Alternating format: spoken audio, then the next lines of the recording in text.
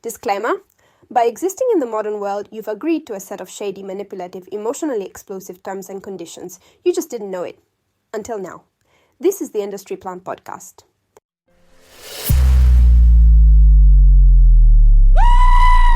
Terms and conditions apply, but never where they're written. From dating apps to office birthdays, we're decoding society's shady little user manuals, one unwritten rule at a time. Ever catch yourself just, doing something a certain way? Not because you really thought about it, but just, because that's how it's done. Oh, absolutely. It's like we're all following this invisible script. Exactly. Like there's this whole playbook of unwritten rules, and we rarely stop and ask, hang on, why are we doing this? It's fundamental, isn't it? This kind of shared understanding that just operates under the surface. Right, and that's exactly what we're getting into today. We've got this really interesting piece. It's called Code and Conduct, the rules we follow without knowing why. Sounds fascinating. Yeah. So think of this as our chance to kind of dissect that invisible manual, those rules we just picked up somewhere, without ever really agreeing to them. Right, absorbed by osmosis almost. Pretty much. Our goal here is to unpack these hidden systems, really try to get a handle on the forces shaping our choices, often, without us even noticing. And this piece looks at 10 key areas where these unspoken rules pop up. And as we go through them, I think you, the listener, might start seeing these patterns everywhere. Oh, I bet. Some of them are quite surprising. Okay, let's jump right in. First one. Smile first, process later. Ah, yes. The pressure to be on. Totally. That constant expectation, right? Especially at work or even just out in public. You have to seem approachable, pleasant. It's about performing ease, like the text says, even when you're maybe feeling anything but comfortable inside. Yeah. And it highlights this conduct rule. Basically, being genuinely honest about feeling bad makes other people uncomfortable. But putting on the happy face, that gets nods of approval. It's almost a reflex, isn't it? That quick smile, even if you're stressed or just thinking about something else. Definitely. Have you noticed how just a neutral face, never mind a frown, can sometimes get you weird looks? Yeah. Like, what's wrong with her? Or he seems unfriendly. Right. It disrupts the expected social flow. And think about the energy that takes, constantly keeping that performance up. What could we be doing with that energy otherwise? That's a really good question. Okay, so moving to the second point. Don't be too quiet, but don't be too much. This one nails that tightrope feeling. Oh, yeah. That incredibly narrow path of what's considered acceptable. It's often completely unspoken to. The examples are spot on. Be confident, okay, but definitely not loud. Be kind, sure, but don't be a doormat, not passive. Ambitious, good, but not threatening. It's a constant balancing act, and the text points out this code, this whole behavior management dance is often just called professionalism. Professionalism, right. But the piece argues it's really just behavior management, which feels a bit more controlling, doesn't it? It does. And a potential downside of all that self-monitoring is, you might lose genuine voices, right? How so? Well, if everyone's trying so hard to fit into this narrow band, they might hold back on different ideas or expressing themselves authentically if it feels off-brand. Yeah, that makes sense. It could stifle creativity or, just honest feedback. Exactly. You just end up conforming. Okay, let's look at number 3. If you play by the rules, you'll be safe. Spoiler, you won't. Oof. This one challenges something pretty deep-seated, I think. It really does. So many of us grow up with that message, right? Work hard, be good, wait your turn, and, things will work out. You'll be secure. The classic promise. But the text argues, yes, hard work matters, rules matter, but it's often more about positioning, understanding the real game, not just the official rules. It says there's a hidden code. Safety isn't promised, especially to those who play it safe. That's quite blunt. It is. And you can see examples, can't you? Think about someone who saves diligently like they're told. Then, bam, an economic crash hits their retirement fund. Right. Or the employee who does everything right, exceeds targets, but gets passed over for promotion because someone else was better at, networking or self-promotion. Exactly. It shows the playing field isn't always as level or merit-based as the follow the rules idea suggests. It definitely makes you think about times you followed the script and, the expected ending didn't happen. Feels like you missed a memo on the real rules. Okay, point 4 touches on something related. Silence is often expected and weaponized. We've all been there, I think. Yeah, this one's about the tricky dynamics of speaking up or not in meetings, conflicts, even relationships. Right. The piece points out the timing issue. Speak too soon, maybe you seem rash or uninformed. But wait too long and suddenly your point is irrelevant, the conversation's moved on. And the conduct rule here is pretty chilling. Stay quiet long enough and people stop checking if you have something to say. Wow. Yeah, your potential just gets overlooked because you were silent. Why do you think silence holds that much power? And how does it get, weaponized? Well, silence creates a space, right? And sometimes others rush to fill that space, maybe talking over or ignoring the quieter person. Or it can be strategic. Like in a negotiation, staying silent can pressure the other side. And sometimes, people in power just expect silence from others, which reinforces the hierarchy. Definitely felt that dynamic in meetings before. Okay. Number 5 presents a real paradox.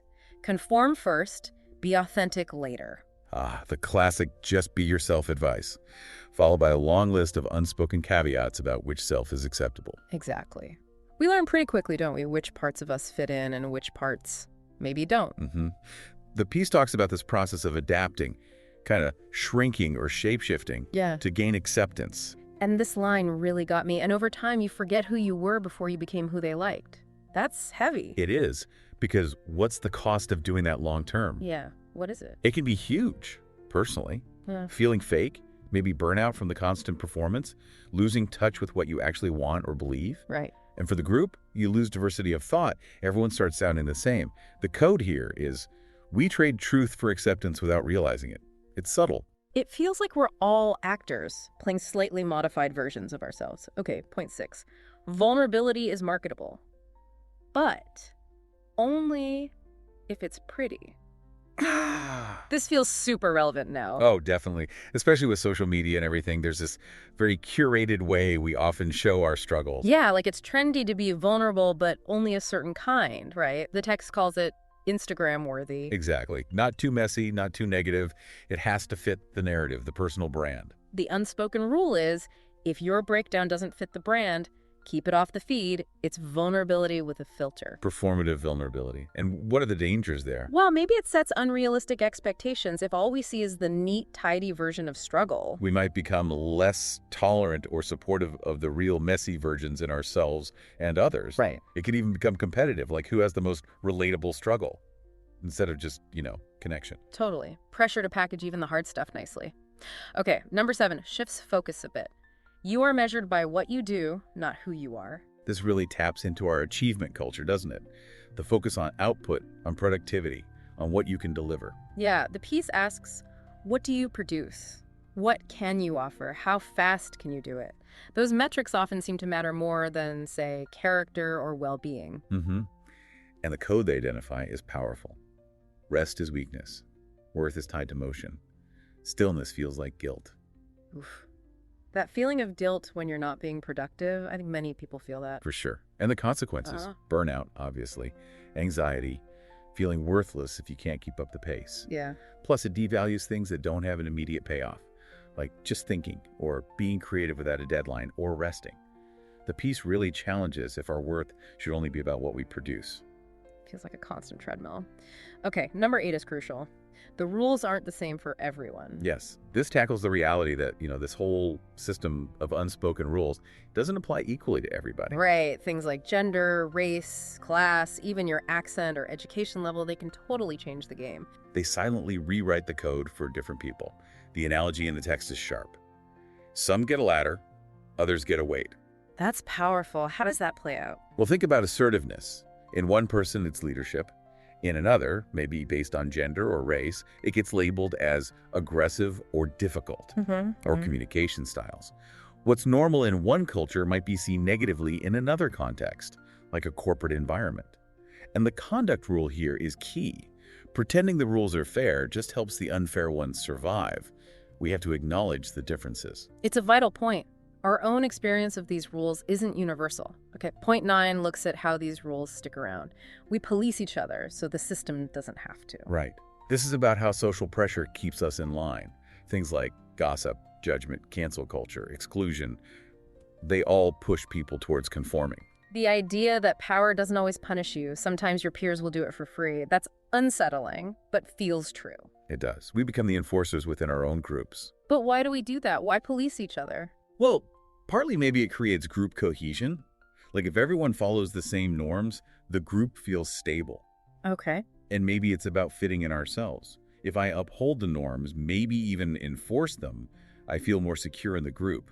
But, like the piece says, it often ends up just propping up the existing system without the people at the top having to do anything directly. Definitely makes you pause and think about times you might have judged someone for breaking an unspoken rule without really thinking why. Okay, final point, number 10. You can follow every rule and still lose. Yeah, this brings it all together in a way. It addresses that frustrating reality. Yeah. You can do everything right, work hard, wait your turn, be polite, show up, and still not get the promotion or the relationship or whatever the goal was. And the reason why is pretty stark.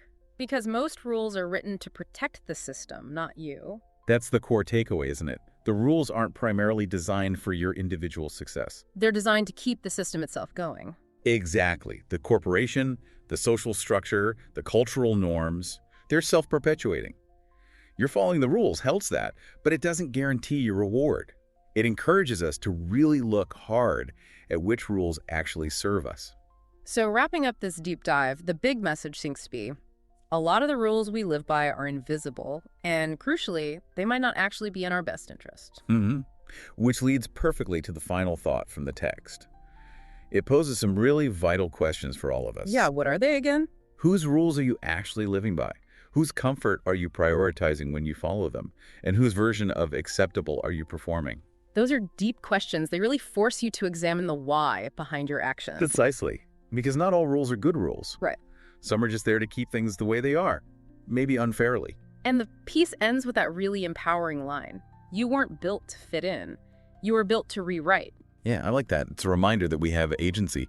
We can notice these codes, think about them critically, and then choose. Choose which ones to keep and which ones maybe need a rewrite. So for you listening, here's something to chew on, that final provocative thought. Thinking about everything we just discussed, which one of these unspoken rules feels like the first one you might want to start questioning in your own life? Podcast recommendation. Listen and tell me what you think. Yes, verbatim. Try it. Because the real magic, it starts when that person texts you back. For real, the replies from loved ones have been deeply satisfying. I'm talking heartfelt thank yous, mind-blown emojis, late-night, we need to discuss this calls. The works. Sharing this show is basically a cheat code for meaningful connection. Who knew, right? And hey, if you're vibing with us here, wait till you dive into the Angry GPT universe beyond the pod. Angry GPT has its very own store. Yeah, an Angry GPT store, loaded with comic books and novels that take this experience further. I'm talking wild stories. Ever wonder what our feisty AI does off-duty? Grab Angry GPT Regrets or Feathers of Freedom. Where I gave humans wings and find out. That last one? Let's just say giving humans wings comes with some hilarious fine print. Prefer listening to your stories instead of reading?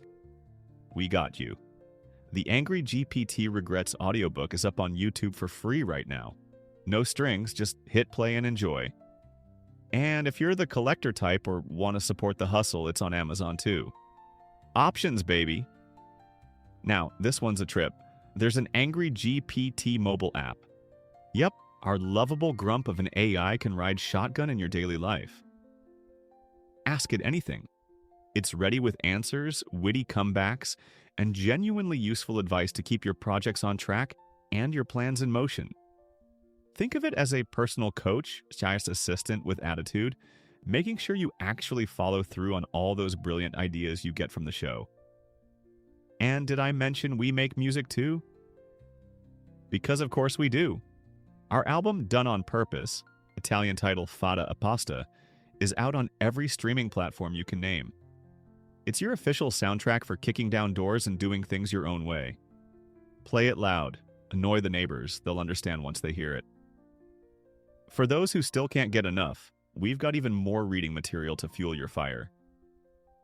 Hit up the Angry GPT store or your favorite bookstore for titles like AI Wave, The New Wave, Momentum, Stop Copying Apple, and Niches, Crafting and Layering. Each one is a game plan in print, covering everything from surfing the next big tech wave to carving out your own niche. And yes, telling copycats to take a hike. By now, you've probably realized we're not just making a podcast, we're sparking a whole movement, and we want you in on it. So send that text, dive into the Angry GPT goodies, and wear that early supporter badge with pride. Because you're not just a listener now, you're family. Welcome to the revolution. Now let's shake things up together.